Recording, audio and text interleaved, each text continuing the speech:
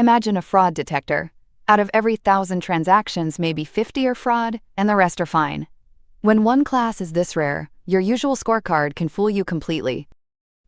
Here is our data. The big blue block is the normal transactions. That thin red sliver on the end? That is the fraud we actually care about. Now a lazy model notices the easy win. If it simply guesses normal every single time, it is right about 95% of the time. 95% accuracy. Sounds fantastic, but look at the only thing that mattered.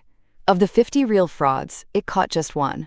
The 95% was built entirely on the easy pile. Accuracy lied to your face. To see the truth, we line up what really happened against what the model guessed. This is the confusion matrix. Down the easy diagonal, the model looks fine. 850 normals called normal. But here is the wound. 49 frauds slipped through, sitting in this red box. The model caught one. Its recall, the share of real frauds it actually catches, is a miserable 2%. So how do we fix it? We force the model to take the rare class seriously, either by weighting it more heavily or by resampling so the classes look more even. Watch recall jump. The plain model caught one fraud in 50.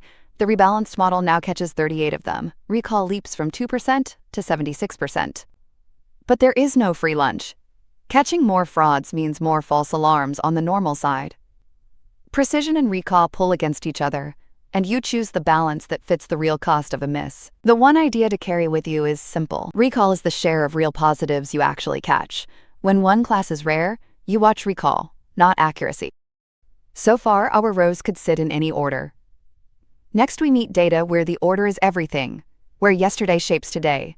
That is time series. And it is next.